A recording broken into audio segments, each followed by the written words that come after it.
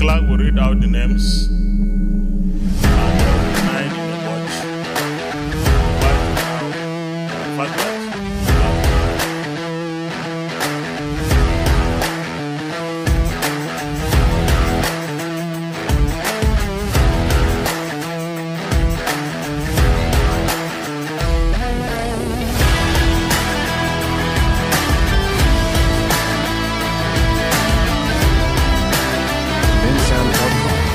Thank you for joining us here on ITV. Welcome to Parliament and Governance for this week. I'm Muyi Agmofwegbe in Benin City, Nigeria. This week we're focusing on the conversation that has to do with moving this country forward, especially in the area of cutting cost of governance. Yes, we've always had this conversation, but for this week, however, we want to turn our search lamp on the legislature. That is a combination of the Senate and the House of Representatives. A lot of Nigerians have speculated time and again as to what they earn, and then of course several other elements, including constituency votes for them and several allowances. As a matter of fact, some persons have even dared to compare the remuneration for our legislators, particularly at the federal level, with what obtains even in, as they call them, advanced democracies across the globe.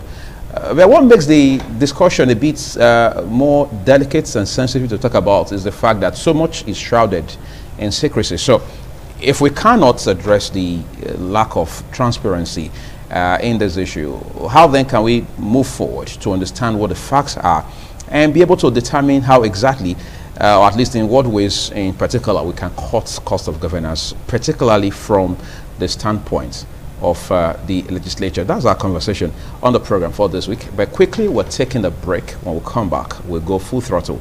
Stay with me. My guest on the program for this week is Honorable Fred Uyigwe, a politician and an economist. Always it's a pleasure, Fred, to have you on the program. I thank you for having me. And by the way, Happy New Year. And Happy New Year to you. Happy New Year to you viewers. Okay, so let's get right to it. The issue of cutting cost of governance. A lot of persons have said, let's reduce salaries or remuneration overall for public office holders, especially those who hold elective offices. Some have even said they have to cut down on their number of aides. One time we're told of a particular governor or commissioner in this country who had over 1,000 aides. Some persons thought it was a Nollywood movie, but reports later confirmed that it was true. We've seen governors sporadically, they're distributing pieces of candy, just appoint people as aides of whatever kind, paying them, of course, with taxpayers' money. A lot of Nigerians feel that's a development that's disturbing. But how about we narrow the conversation down to remuneration of legislators, particularly those at the national level? Okay. Let me say that there are several factors that influence the expenses of any department. Okay. Or, like in this case, the legislative organ of government, national level, NAS, National Assembly. Okay. And to be able to streamline those expenses, streamlining in the sense that you want to bring the organization to an operational efficiency. That is where services chase value. Okay? Efficiency is defined again as allocating resources to their highest economic value. So anytime you are spending money, you're asking yourself, can this sum of money be better spent on something else? That is when you are operating at an efficient. That's when you have an efficiency consciousness, okay, in mind. So when you think in such respects, you are bound to make prudent decisions, and that is the reason why we have elected officials to represent us. They are there representing us, taking those decisions on our behalf. And being that the monies they are spending does not belong to them, it behooves on them to be responsible with it, prudent with it, and accountable of it. Okay. So, if you want to begin to streamline your expenses to achieve an optimal utility of the expenditure or of the monies available to you, disposable income or whatever you want to call it. Okay, you have to have parameters, control parameters. You have to have templates. Those are things that we do not see. Okay, and our representatives are not transparent in what they use the money for, why, or how. They just give us talking points. Oh, 500 million to be spent on such and such. $1 trillion to be spent on such and such. It is instructive that we should begin to have breakdowns, and we should begin to actually have conversations on the reasons for some of these expenditures. Okay. We have experts in just about every department, like we are supposed to do. Okay, but in many cases we find that some of these experts are not consulted. Decisions are taken before the experts are invited to take a look at what it's. There has got to be a reason for that, I guess. The reason is because, one, we cannot discount inefficiency. You do not, or incompetence. Because if you do not understand why you should do something, then you are likely to do it without regards to standards or due process. Okay, so we'll have to talk of incompetence, which is very important. Then, of course, the insincerity of purpose.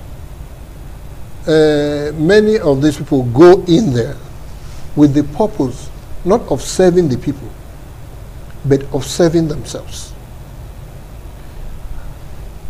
It is very painful that anybody should actually take up public office and not understand and not see the bigger picture of serving the masses, because it is in the prosperity of the whole of the society that you stand to prosper more. Okay, but we are having people who are so myopic, they believe that they first need to take care of themselves before the masses.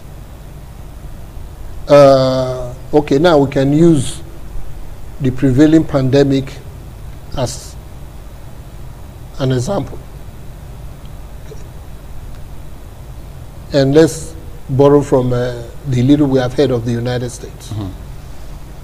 When Donald Trump came into office, he scrapped the department that was responsible for monitoring and preparing for disease controls within the White House. There was a specific department for that. Okay, he scrapped it, and then the pandemic hit, and then there was no department to handle it. They were caught napping. So they were caught napping. It became too late to now quickly scramble to put a department together to begin to handle those things, because they have to have track records. They have to have been prepared, and they were not.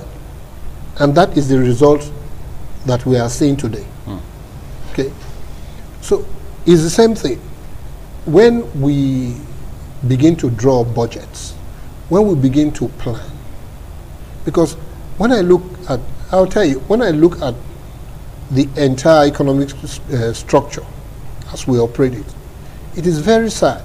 Because one of the things I've never heard of is infrastructural master plan. We don't have wealth creation master plan. We don't have one. Yet we have a finance minister. We have a governor to the CBN, you know, and we don't have this. And these are basics, these are necessities, these are givings, things that you are supposed to have. But we don't have that.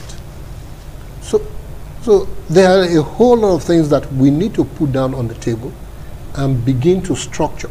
So when we hear of people calling for restructuring, these are the things they are talking about. Let's take it back to the National Assembly quickly. Let's take it back there quickly. So, you remember there was a time when Senator Shehu Sani, right? Yes, former senator representing Kaduna Central, right, came up, particularly on Twitter, because of course he's very active on Twitter, and he got talking about the whooping sums that legislators, particularly those from the Senate where he had also served, receive on a monthly basis as salaries and allowances. And Nigerians were wild, and there was a blaze on Twitter and even off Twitter at that point in time. What were your emotions? What were your reactions to such a revelation? It's something I had known before those revelations, and something that I take umbrage about, and all Nigerians should take umbrage about.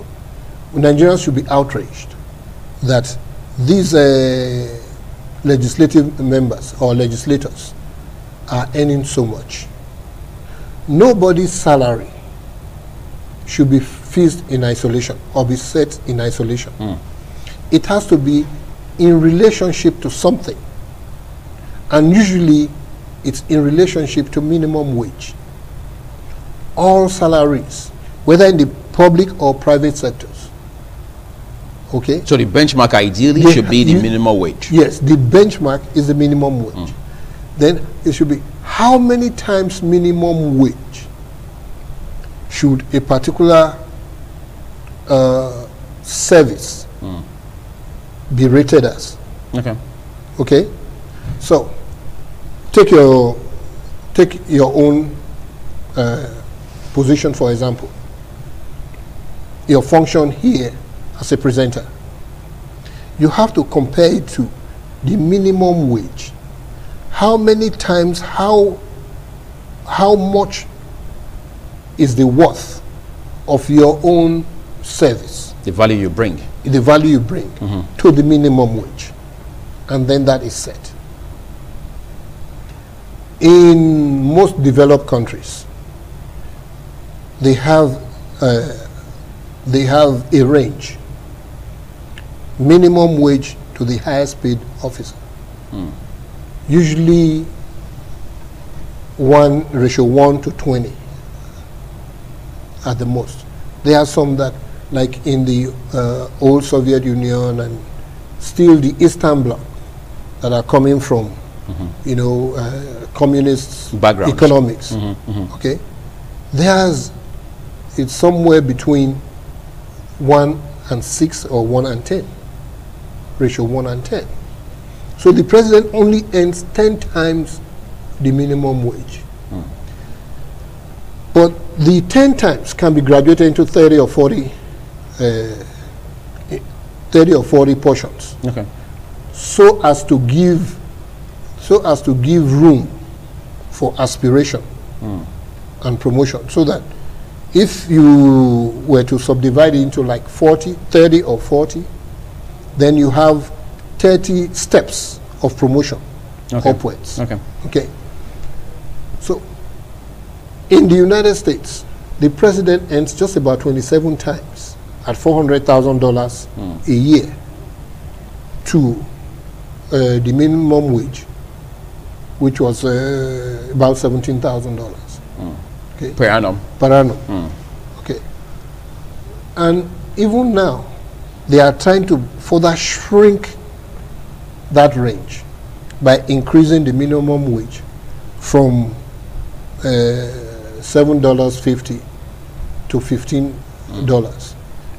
By so doing, doubling the minimum wage without increasing the top wage. Yeah. And then you compress everything there and you subdivide. What our legislators hide behind is the basic salaries they earn, which they are very quick to announce. But the problem lies not within the basic salaries, but within the fringe benefits, the outrageous fringe benefits. Because they understand that morally it is insane to have a salary of maybe not more than 20 times The minimum wage. the minimum wage. Okay, they are quick to tell you, oh, minimum wage is 18,000. My salary is 600,000, or my salary is 500,000. So you do the math. Okay, you do the math.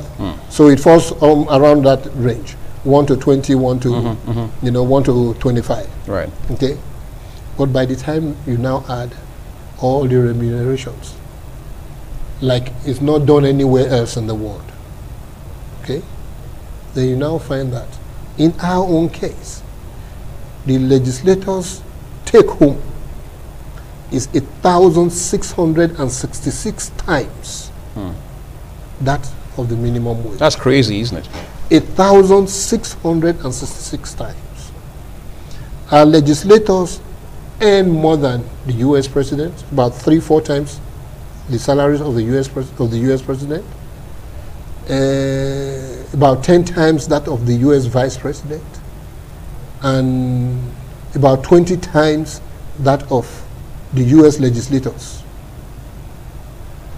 And Nigeria ranks number, depending on whether you're looking at statistics by the United States Information Service, USIS, World Bank, or United Nations. Okay. Nigeria's economy ranks at about 140 to 150 position. Which is not something to be excited about, by the way. Where the United States is number 1. Okay? And then we pay more to manage this inefficient economy, this failing economy, than those who are managing a much larger, much robust, much more prosperous economies. So it does not make sense, because you are supposed to be paid according to the performance of, according to your performance. Okay. If by our ranking, to start off, if by our ranking we were to now calculate what our managers, our administrators should earn, then you find that our administrators are supposed to be earning somewhere about $5,000, $4,000 a year. We're going to take a quick break now, because there's so much to talk about as far as this issue is concerned. But every issue like this, especially where they border on national development, then they have serious socio-economic implications. You realize that it's always very complicated, and there are several layers to it. We'll back shortly to push the conversation. Stay with us. So I need to ask you this quickly. There are people who have been saying for quite a number of years now, especially since this Fourth Republic, that there is need to rejig legislature in this country in such a way that it becomes a part-time commitment. I wouldn't know how much of sense that makes, both socially, politically, and economically.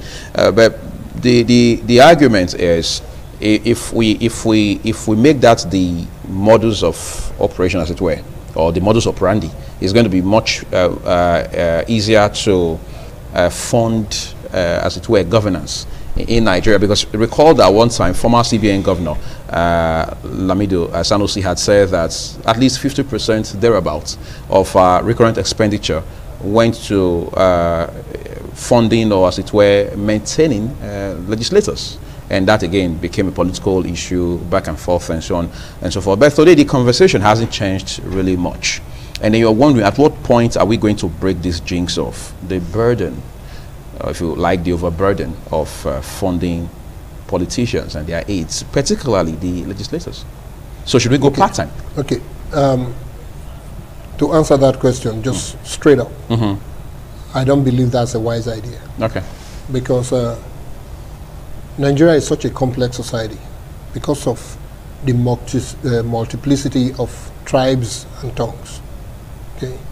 So we need to have a continuing conversation. You know, there should be no break in the conversation. It must, you know, it's so dynamic. Right. There should be no break. But that having been said, there's an economic principle that presupposes that when the head is heavy, that is overhead costs. When it's heavy, then you are likely to produce much less. What is needed in every organization, it's very little overhead. And governance represents overhead because it does not directly impact on productivity. Okay? Management in every organization represents overhead. So the slimmer, the smaller you can reduce the overhead costs, the more efficient an organization is determined to be. Okay. So here we have the legislative arm of government gulping so much. The judiciary and the executive are not left out. There's a whole lot of waste. In formulating policies and laws, there should be templates, there should be parameters, okay, to guide such formulation. Apart from one of which must be comparisons. You have to be able to compare what you're doing to what similar societies are doing. That's one. Okay. If yours is outrageous, why the societies that are par with us, economically, socially, and politically, you have to be able to compare how their performance relates to your performance to set your own, or to determine whether you are being efficient or you're not. And you must have that mindset, that consciousness that you need to be efficient. Because like I've said recently, I've determined recently, what bedevils our productivity in this country is corruption. Right. Okay. The level of corruption is so high that it affects, it impacts on everything, especially our export and our export ability. Okay? And I say that corruption is not exportable. Okay? Corruption is not exportable. So by the time you have produced whatever it is you want to produce, and it has an iota of corruption in it, that is going to reduce its competitiveness in the global market by that minimal influence, or by that level of influence. So the quicker we realize this and really fight corruption to a standstill and reduce it and eliminate it from the system, the earlier we are going to be able to compete favorably with other markets. Okay? Even at that level of the legislature, right? Yes. So when you now bring the remunerations of the legislator, of the legislators into play as part of the overhead, Right. whether you like it or not, the taxes paid by the general public goes to fund the SSs of the legislature. Okay? And that impacts on the cost of the products that we need to export. Right. So you have to look at it. It's a chain reaction. It's a domino effect. So from those expenses, translating to taxes, translating to costs of export, translating to our inability to compete in global market. So we are where we are, unable to compete. Yeah. So the moment we realize this, or we begin to appreciate this, and begin to reduce the excesses, let me say this. There is a salary or a remuneration, a remuneration amount or level at which, yes, you are adequately compensating service. Okay. Okay. And anything beyond or above that is a level of madness. It's excess. In economics, sometimes they call it surplus. Okay, it's excess, and anything below that, also, it's a fraud on the person providing it. Okay. Okay. So we can say it's exploitative. It's exploitative. Okay, and also, anything below that can begin to also impact productivity negatively. Wow. So what you really want, you want that balance. You see, I think that's what we're going to have to continue, just like Yes. you strongly recommended, push this conversation, because time always fails us to, exhaust the entire discussion on issues like this. That balance is delicate, and That balance is delicate. and we need that balance. We need that balance. Okay, so At all levels. At all levels. Both in the public and the private sectors. Yes. That means we have to find a way to get you back here on one of our programs so we can continue to expand this discussion. I want to thank especially Honorable Fred Uigwe for making our time to join us today. Thank you very much. On the program. This is what we're living it, and I'm sure it's a fine place to live it. Thank you for watching this week. I'm Agmofuegbe. Our coverage here on ITV continues. Enjoy the rest of your evening.